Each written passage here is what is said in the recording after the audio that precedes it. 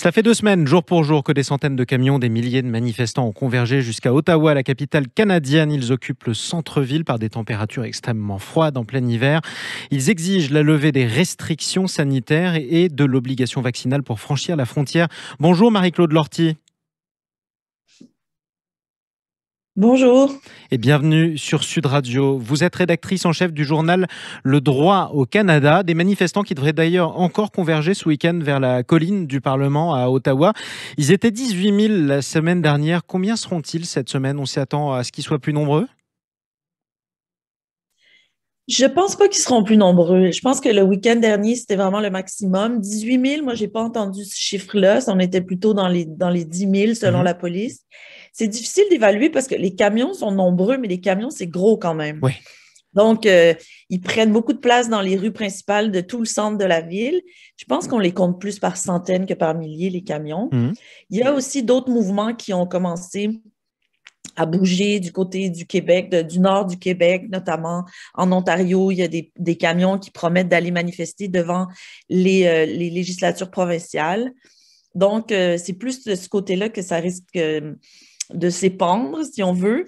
Mais à Ottawa, je dirais que tout le week-end, puis ça devrait commencer dès aujourd'hui, ce qu'il va y avoir, c'est de la confrontation entre les camions qui sont là, les manifestants pro-camionneurs et les gens qui veulent qu'ils s'en aillent. Une Parce que contre-manifestation.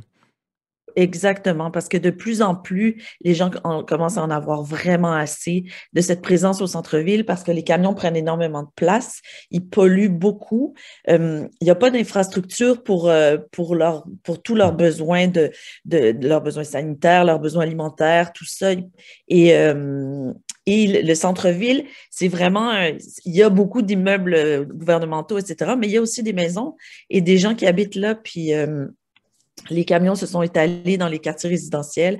Donc, ça Donc crée les habitants beaucoup. d'Ottawa, si je vous comprends bien, commencent à en avoir sérieusement marre.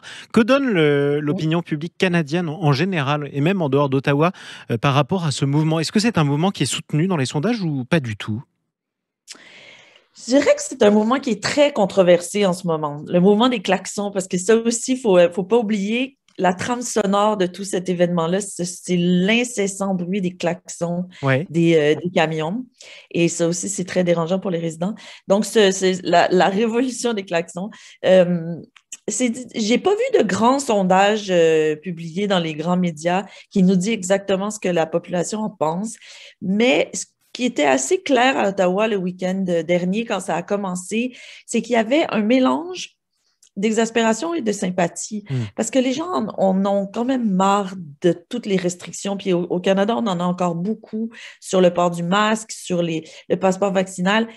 La manifestation a eu lieu donc le 29, elle a commencé le 29, puis les restaurants étaient encore fermés. Ils ont Oui. réouvert seulement le 31.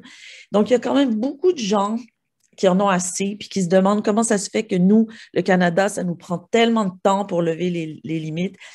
Donc, à certains égards, les gens sont sympathiques. Mais là où ils décrochent, c'est sur toute la question, je dirais, de la vaccination obligatoire, alors que il y a quand même 85% des Canadiens qui sont vaccinés, Oui. donc qui ont adhéré à ça, là. On peut dire qu'il y en a une partie qui se sont fait vacciner parce qu'ils n'avaient pas le choix, parce que Mhm. sinon ils auraient perdu leurs emplois, notamment à la fonction publique fédérale.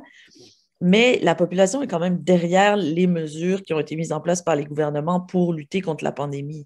Donc, ce serait étonnant que tout le monde soit qu'il y ait autant d'appui du côté Ouais. des camionneurs. Je pense que c'est un mouvement marginal qui reçoit des appuis marginaux. Mais c'est vrai qu'il y a un ras-le-bol général face aux Face aux mesures. mesures de restriction pour endiguer cette Ouais, puis pandémie, que alors ça plusieurs points dépasse justement. les camions.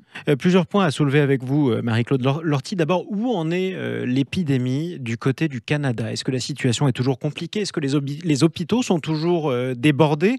Ou est-ce que ça va mieux, un peu comme en France? En fait, la vague Omicron a été courte, mais elle a été très dure. Et donc, et on est en train aujourd'hui de voir les chiffres retomber et redevenir plus Hmm. gérables. Là où c'était vraiment difficile, c'était du côté des hospitalisations. Parce que ça a dû être la même chose partout en Europe. Le Omicron, de toute évidence, c'était beaucoup moins dur. Tout le monde l'a eu. Ouais. Le gouvernement a perdu le contrôle complètement sur les statistiques parce que les gens avaient la maladie, mais c'était pas répertorié nulle part, là. Puis c'était des formes quand même assez douces où Hmm. les gens avaient, c'était comme un gros rhume, une grippe. Donc ça, il y en a eu beaucoup. Puis on a perdu le fil des chiffres. Ça, on ne savait plus Voilà. c'était quoi le Sauf pourcentage de la que ça a population. débordé jusque dans les Mais ça a hôpitaux au débordé dans Canada. les hôpitaux, Voilà. ça c'est clair. Et ce qu'il faut dire du système de santé québécois, surtout, je dirais, qui est toute la partie francophone du Canada, c'est que c'est un système de santé qui n'était pas, qui était pas en super forme au départ. Donc, Oui. il y avait déjà des manques de personnel, notamment, la pénurie de main-d'œuvre Et donc, causait déjà des gros problèmes. il a été mis à rude épreuve avec Il a été mis cette à rude pandémie. épreuve parce qu'il débordait par le nombre de cas. Puis en plus de ça, il y avait moins de personnel Hmm. soignant à cause des cas de COVID. Donc, à certains, il manquait des 20 de travailleurs de la santé dans le réseau pour Ouais. s'occuper de la vague. Donc, ça a créé Ça a créé une situation qui était assez douloureuse sur le front hospitalier. Dernière absolument. question, Marie-Claude Lortie. Ces camionneurs occupent toujours Ottawa. Justin Trudeau, le Premier ministre canadien, a dit qu'il ne voulait pas discuter avec eux alors qu'ils ont demandé à être reçus. Qu'est-ce qui va se passer par la suite? Est-ce qu'ils risquent d'être délogés de force ou pas? Ça, c'est la grande question que tout le monde se pose, vraiment. Là, aujourd'hui, ce qui se passe ce week-end, c'est que la police a décidé de quand même d'augmenter un peu les mesures pour limiter leur circulation, pour donner notamment aussi des états ce qu'on appelle des contraventions au Canada en français, Hmm. c'est-à-dire pour toutes les choses qui peuvent faire, les petites choses Ouais. illégales qu'ils font, Des contraventions, des PV, des procès-verbaux. Absolument, on a les mêmes choses en exactement. France. Mais on a demandé au premier ministre s'il avait l'intention d'envoyer l'armée et il a dit que c'était pas dans les cartes pour le moment. Hmm.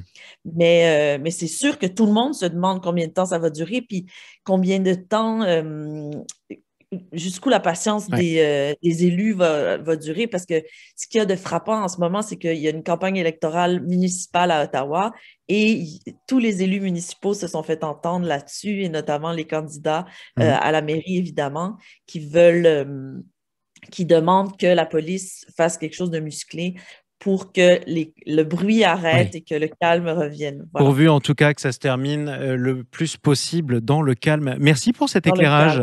calme. Merci pour cet éclairage, Marie-Claude Lortie.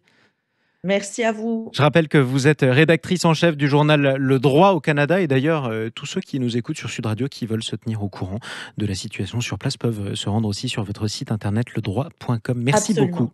d'être intervenu sur Sud Radio.